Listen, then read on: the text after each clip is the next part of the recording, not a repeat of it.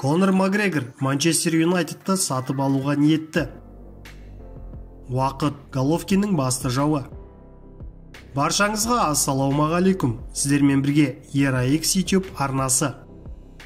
Екі салмақ дәрежесінде бұрынғы UFC чемпионы Конор Макгрегор Англияның үздік футбол клубы Манчестер Юнайтедті сатып алуға ниетті екенін айтты. Спортшы клубты алу туралы ойланып жүргенін Твиттердегі парақшасында жазды. Жігіттер, Манчестер Юнайтедті алу туралы ойланып жүрмін. Сіз бұған не дейсіз деп жазды Конор.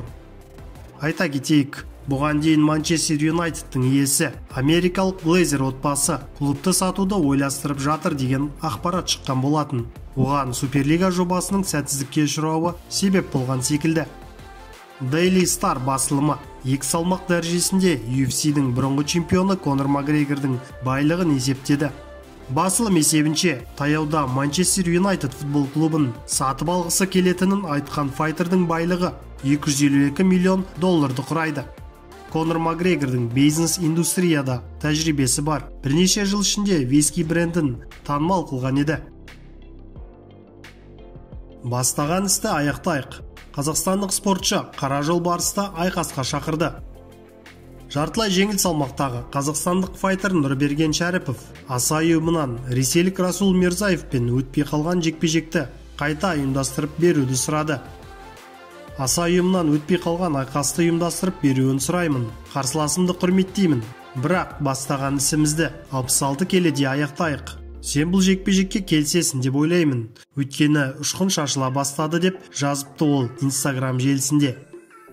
Шәріпов және Мирзаев кездесуі 26 ақпан Мәскеуде аса 118 турниріне белгіленген еді. Алайда Нұрберген салмақ лимитінен 4,5 келі асып кетіп, жекпе-жек өтпей қалған болатын. ақш-та Головкиннің болашағы мен орта салмақтағы дәрежесі туралы айтылды. Қазақстандық боксшы Геннадий Головкин әлі де орта салмақтағы үздіктер көшінде. Бұл туралы әңгіме барысында Джек Макафери айтты. Маман алдағы жекпе-жектермен қазақстандық спортшының басты қарсыласы туралы да айтып берді. Сонымен қатар, ол DAZN бойынша орта салмақтағы үздіктер рейтингінде Головкин америкалық Джермал Чарлодан кейінгі екінші орында тұрғанын айтты. Головкиннің келесі қадамдары туралы ақпарат мүлде аз. Қазақстандықтың командасы Мурата мен Чарло сынды боксшылармен жолды қалай түйістіруге болатынын таппай жатқан болуы да мүмкін.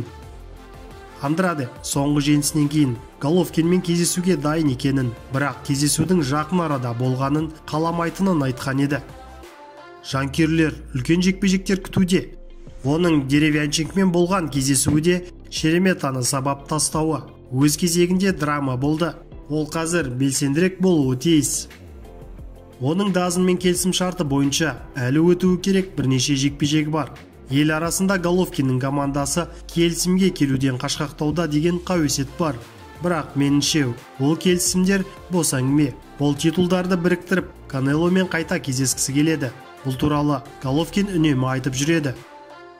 Мен DAZN рейтингімен келіспеймін. Головкин әлі де орта салмақта үздік, алайда оның басты қарсыласы уақыт. Оған қазір лайықты қарсылас тауып, жанкүйерлерді қанағаттандыру қажет, дейді Макафери. Естеріңізге сала кетейік, 39 жастағы Головкин DAZN және Эдди Хирнмен келісім бойынша әлі 4 жекпе-жек өткізуі тиіс. Қазақстандық спортшы өткен жылдың желтоқсанында Камил Шереметаны жеңгеннен кейін әлі шаршаланға шыққан жоқ. Өз кезегінде Головкинмен жекпе-жекке шығуға Джермал Чарло, Деметриус Андраде және Хайме Мунгуя ниетті екенін білдірген. Видео ұнаса, видеоға лайк басып, арнаға тіркеліп қойыңыздар. Сіздермен бірге болған ERA-X арнасы.